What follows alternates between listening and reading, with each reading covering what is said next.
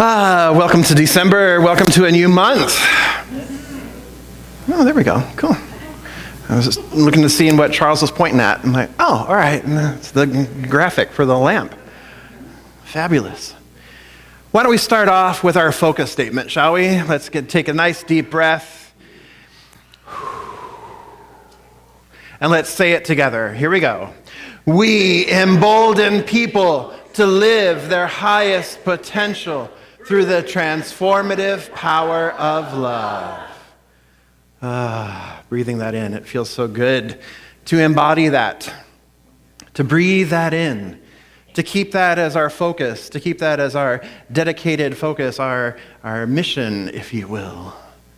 How nice it is. So last week, Reverend Stacy Hilton was here, so I want to thank Reverend Stacy. Thank you very much, Reverend Stacy. And Reverend Cheryl was here as well. And she started off with a corny little romaine joke. So there you go. That was awesome. Yeah. So borrowed from Reverend Dr. Edward Viljoen in Santa Rosa. So yeah, it was good, and we'll leave it alone. How's that? I love Reverend Stacy. It was funny when I asked Reverend Stacy, I said, would you like to come and be with our community? And she goes, yeah, that sounds great. And she goes, oh, wow, the shoe's on the other foot. I'm like, I know, it's great.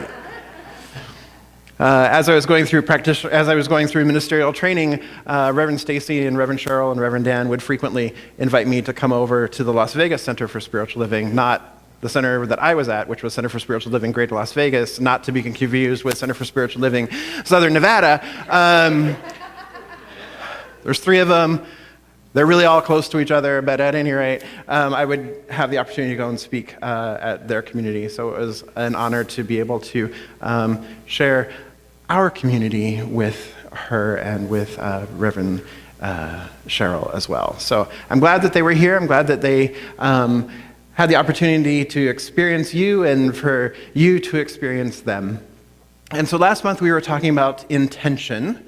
And this month we're moving into a month of light. And so this month's theme, though, is Shine, Be Glorious. So I was looking at the idea of light. I went and I heard Amy Steinberg's fabulous concert last month. And I knew down in San Diego, and I was like, and she's got this great song called Shine, Be Glorious. And I'm like, that is the topic for the month. That is the theme for the month. And later on this month, perhaps you will actually get to hear that fabulous song. So it's Shine, Be Glorious. So we're talking about light, we're looking at light. And so today we're looking at the lamp. The lamp. Not that lamp, but that lamp. Ooh. That lamp. Okay. Not Sean's reading lamp. So tonight begins Hanukkah. How many of you knew that tonight's Hanukkah? There's a few of you, many of you. All right, so Hanukkah is frequently called a Festival of Lights, and not to be confused with Riverside's Festival of Lights.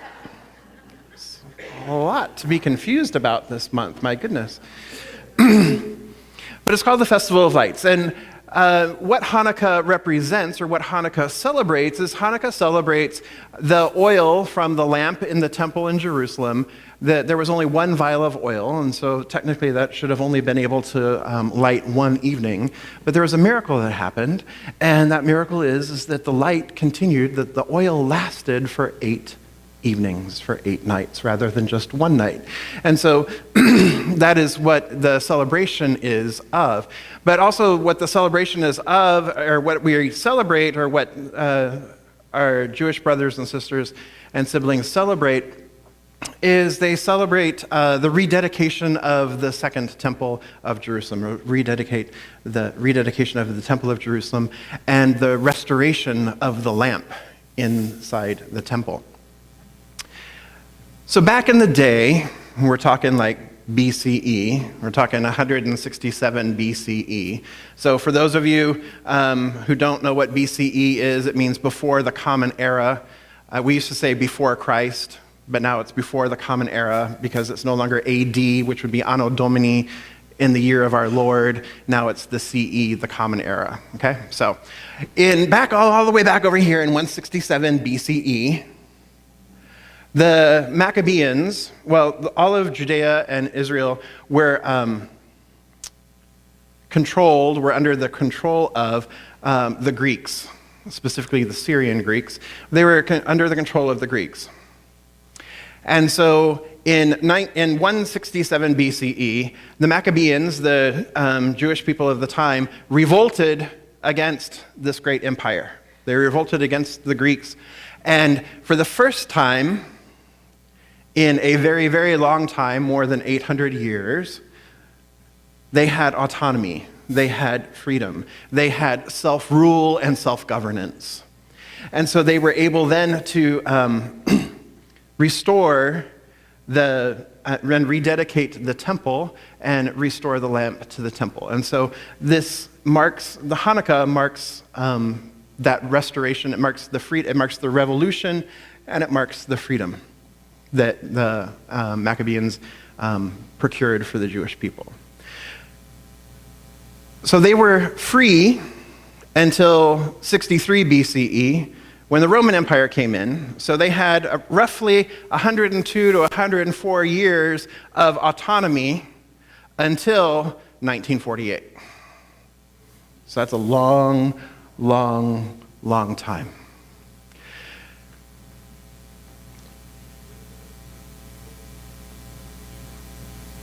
So with the rededication of the temple, and they had to use, for the oil for the lamp in the temple, was kosher created or kosher olive oil. And they didn't have any kosher olive oil at the time except for that one vial. And then they used that one vial and they lit the one vial, and then it continued to last for 8 days. Pretty cool, right?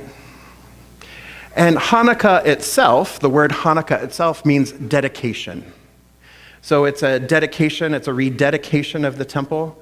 It could also be considered a dedication of one's faith, but it's a dedication. And so the light, so the way it's celebrated now is with the menorah here. There's 8 lights, lighting one each night, and using this 9th light on this particular menorah. It's this one here, it's a little bit higher, it's this one here. On this menorah, the smaller menorah, it's this one here. And that's called the shamash.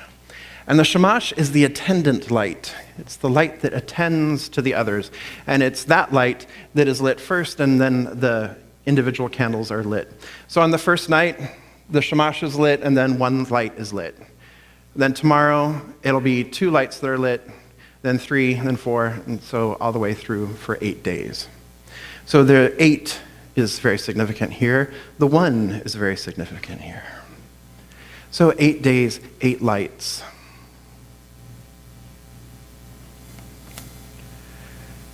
So when we look at the idea of Hanukkah, and we look at the menorah, and we look at the way it's celebrated and what it represents, we can see some very obvious themes right away. Yes? Yes. Yes. Okay. Yes. So one of those themes, one of those ideas might be what? Freedom? Yeah. One of those ideas is freedom. The Jewish people, the Jewish state was now free from any foreign rule for the first time. So we're looking at the possibility of freedom that's here, right? And then if we're looking at oil, it's not a hard stretch to look at it to see that if there was technically only one vial, and it should have only lasted one night, but it lasted 8, then we could see that vial of oil means that, and the 8 nights there could very well mean that God's grace is my sufficiency in all things, right? That there's only one creator, one maintainer, one sustainer of life. And this one always maintains and sustains its creation. It always provides. It is never withholding anything. So we could extrapolate that this also means abundance, yes? And that It is always maintaining and sustaining, so it is always giving of itself. So there's this self-givingness, right? That the Spirit knows what we have need of, and it's the Spirit's good pleasure to give it to us. We simply ask, open out a way, and make ourselves available to it and for it, right? So those are some easy ones to extrapolate or to see, right? And then there's dedication. So if we think about dedication, then looking at that, what is it that we're dedicating ourselves to? What is it that we are giving our passion to? What is it that we are giving our focus to? And so that ties back to last month with intention. How are we setting an intention? What are we dedicating ourselves to? What are we committing ourselves to? What are we giving our lives purpose to? So these are all pretty obvious from just the story of Hanukkah, yeah? Okay. So what does the rest of it mean?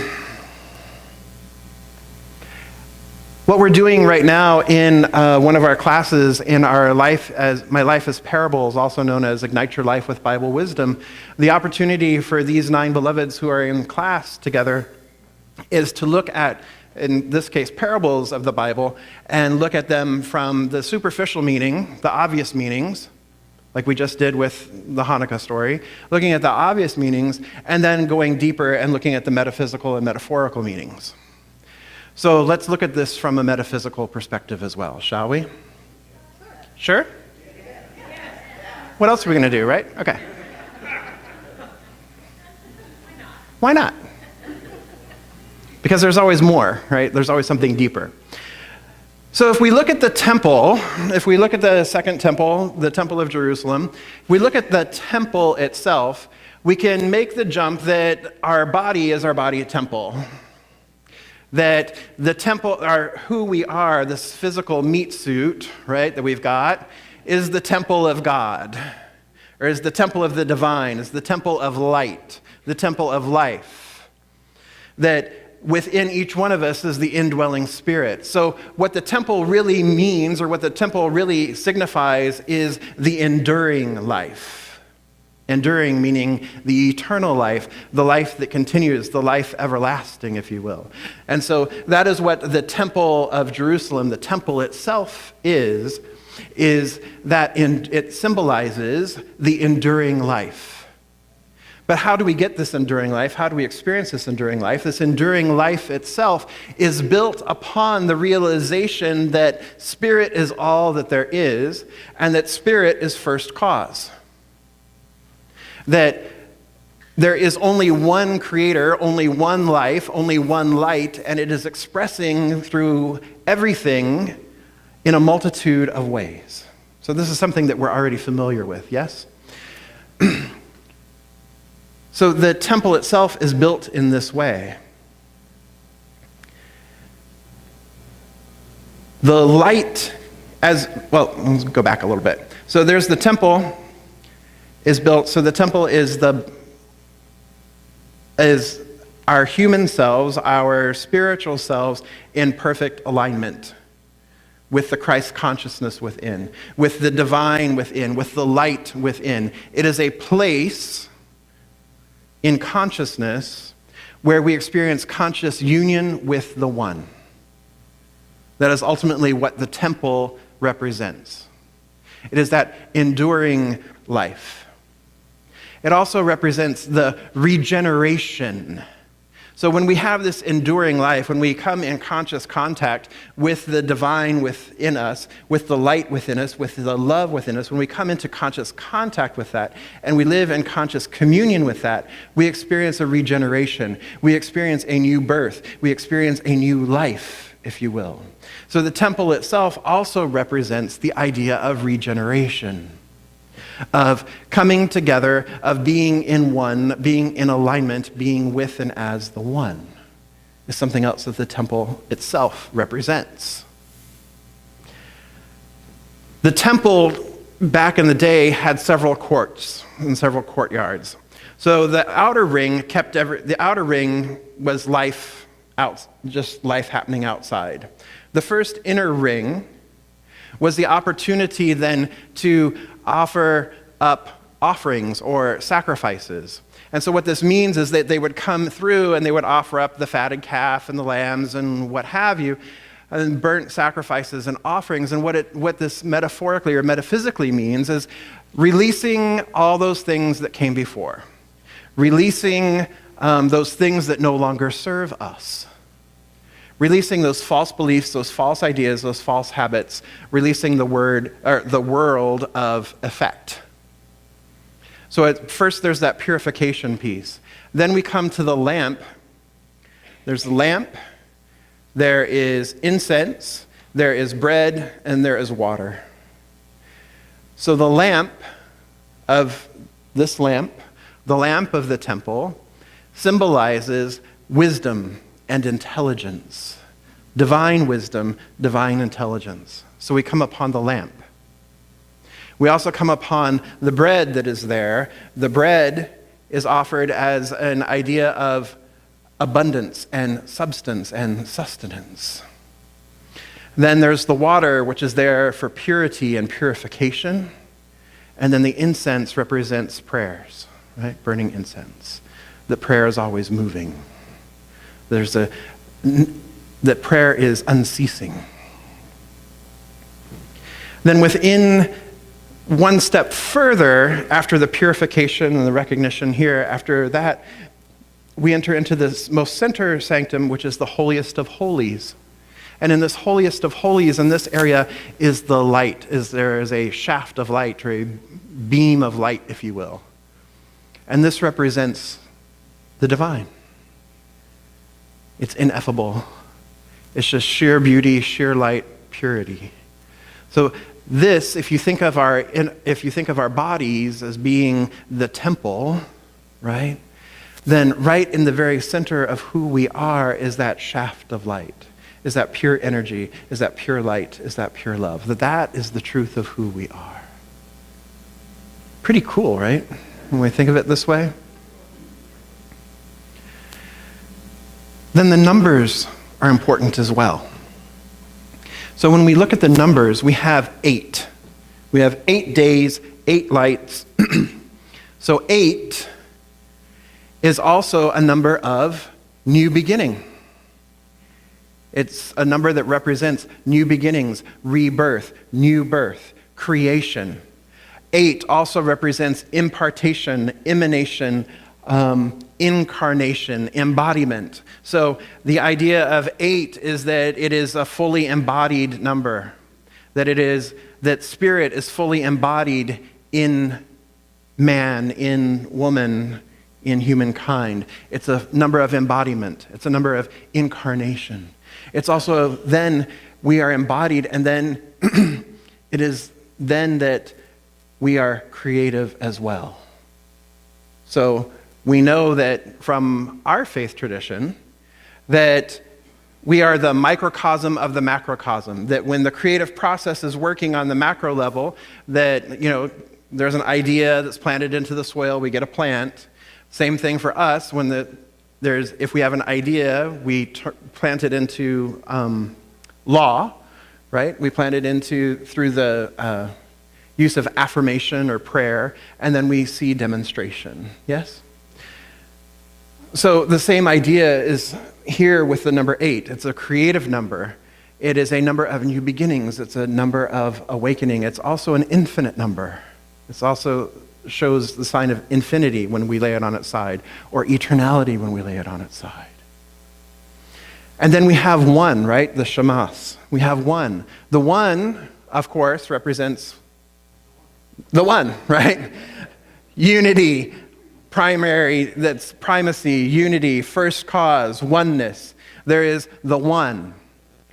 So there's that being the primary number, that it being the first number, it stands independent of all the other numbers, but yet all the other numbers are made up of that 1 number, right? So again, there's only 1, but all the other numbers are made up of the 1, right? So when you look at lighting the candles of the menorah, if you take out the shamash, take that away, then when you add it up as how many lights you're lighting over time, over the 8 days, you're lighting 36 candles. Got it? So you're lighting 36 candles. 36 from a gematria, which is the Jewish numerical counting, how do I want to call it? It's the system, but it's the metaphorical system. The gematria is the Jewish numerical metaphorical system. So when you look at number 36, then 36 is the gematria numerical value of the tabernacle, or the tent. Now the tabernacle is similar to the temple, but it's mobile. It moves, right? The temple became stationary. The temple became enduring, where the tabernacle was temporal. So when we look at the tabernacle and we kind of wiggle that out, the tabernacle then is all of us again, it's humans again, somewhat aware of our divinity because all of the parts of the temple are within it.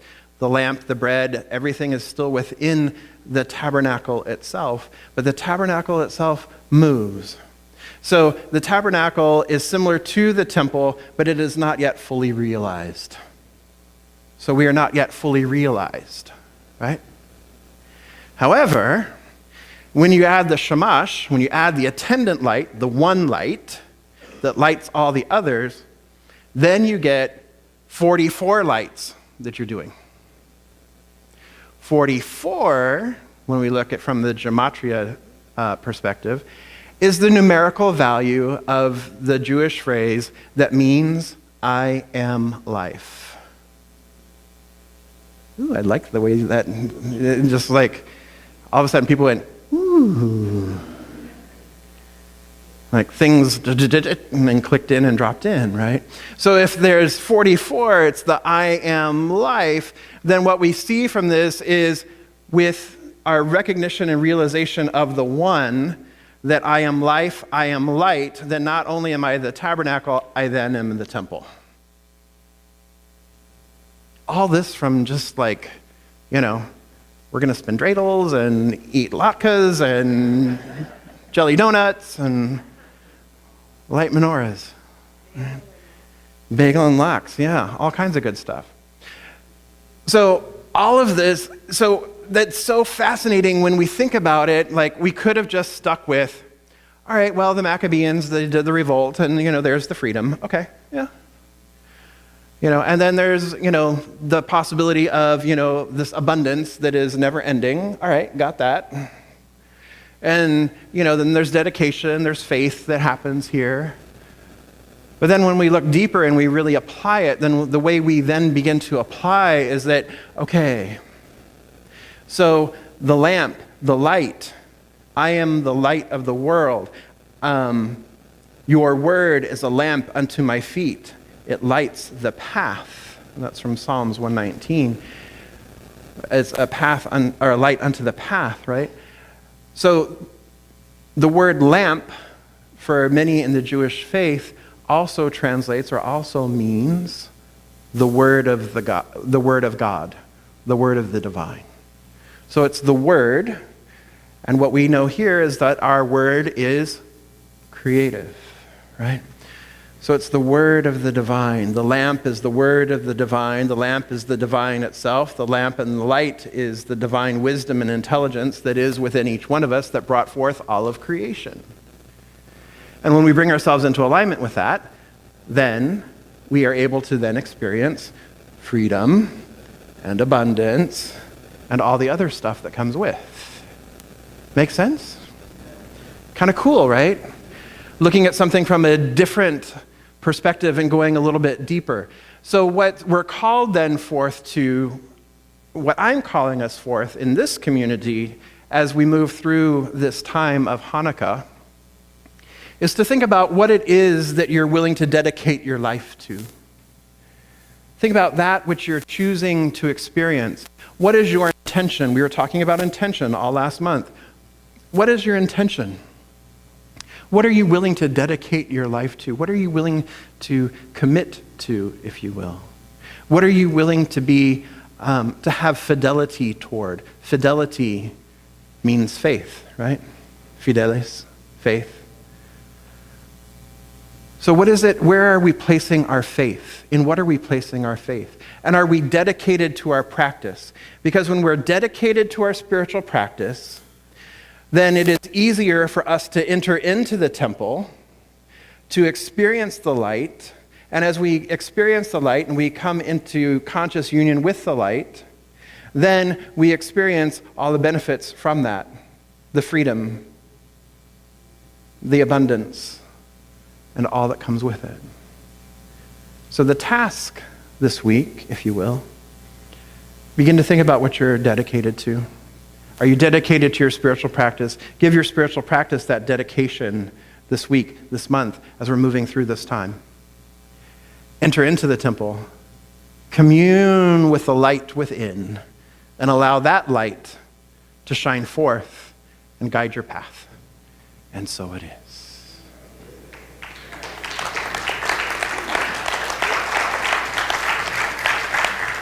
So I invite our practitioners and our core council to please stand and surround the sanctuary as we move into... Actually, no, our practitioners come forward. Sorry, first Sunday. Oh my gosh. I need coffee.